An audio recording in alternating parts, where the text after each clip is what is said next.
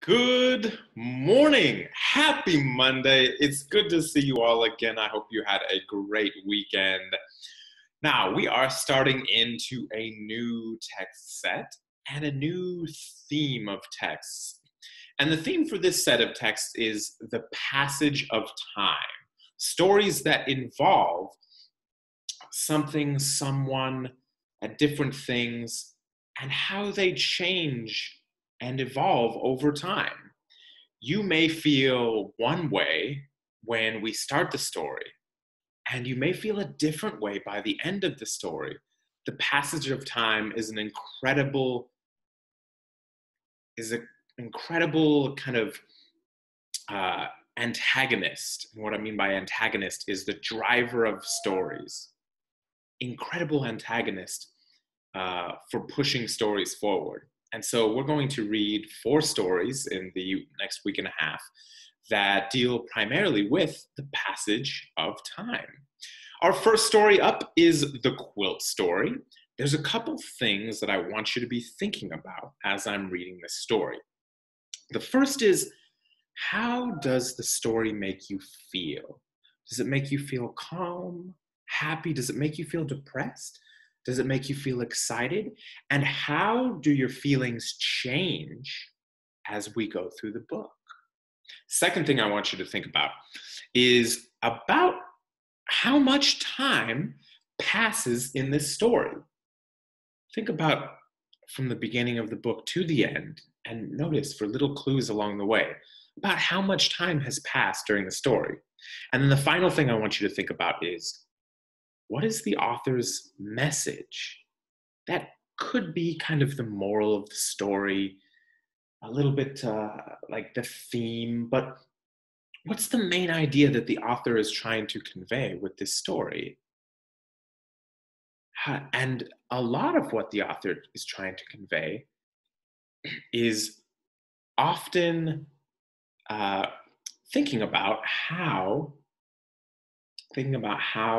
this story makes you feel. That's a big key. Why would the author write this story? How does it make you feel? What is their message? Let's begin. All right, The Quilt Story by Tony Johnston. Pictures by Tommy DePaula.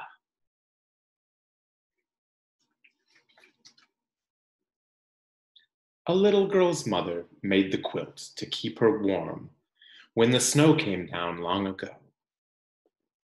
She stitched the quilt by a yellow flame humming all the time.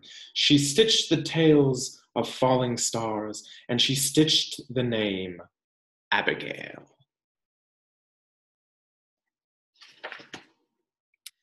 Abigail loved the quilt. She wrapped it around her in the quiet dark and watched the winter skies. Sometimes she saw a falling star. Sometimes Abigail played in the woods near her home. She had tea, her dolls had tea, and the quilt had tea all over it.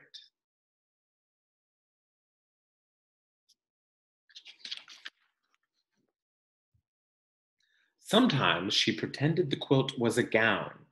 She wore it to town on her horse. Clop, clop, clop, and it tore. So her mother stitched it up once more.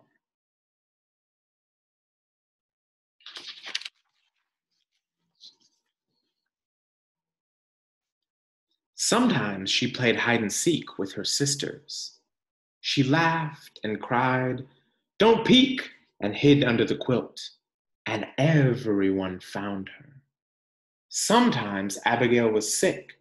She sneezed and sneezed, then she slept under the quilt and she felt better.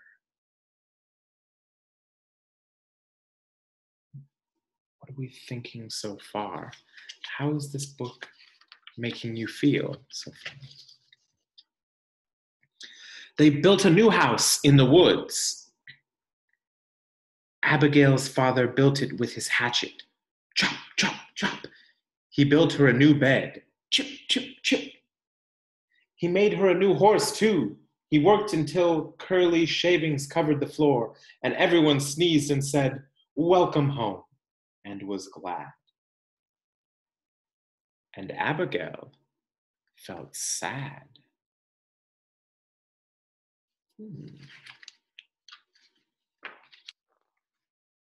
One day, when the quilt was very old and very loved, Abigail folded it carefully and put it in the attic. Everyone forgot it was there. A gray mouse came and loved the quilt. Her babies were born on top of it. They grew fat and gray in the warm stuffing. When they got hungry, they ate a falling star. How is the story changing? What is the quilt doing? A raccoon came and loved the quilt. She dug a hole in the corner with her black paws and hid an apple there. A cat came and loved the quilt. A patchwork cat, it rolls on the stars, and stuffing spilled out like snow. Then the cat curled up in the snow and purred.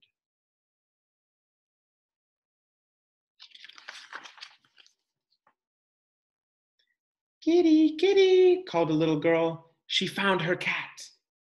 And she found the quilt, splashed with patterns of sun. The little girl wrapped the quilt around her, and she loved it too. Is this the same little girl from the beginning of the story?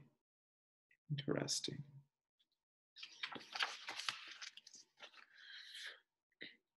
Can you make it like new? She asked her mother.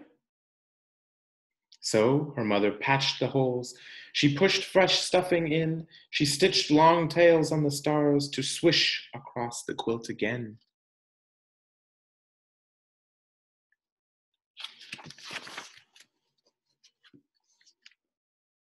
One day, the little girl's family moved away. Across miles and miles of pavement and snaking gray highways, they found a new house, freshly cleaned, freshly waxed, freshly painted white.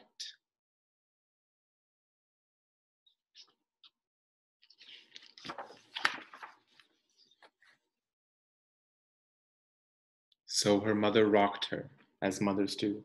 Oops, did I miss a page here? They unpacked and unpacked all night, and everyone sneezed on cardboard dust and said, "Welcome home," and was glad. And the little girl felt sad.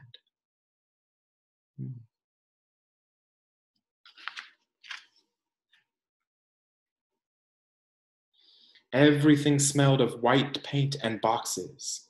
Everything but the quilt.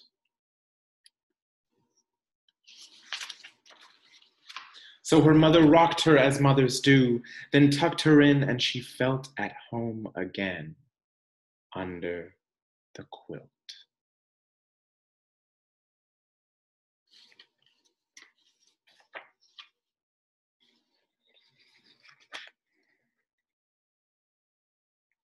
How did the story make you feel? How much time passes during the story? And what is the author's message in the book? Have a wonderful Monday, and we will see you in a little bit in office hours.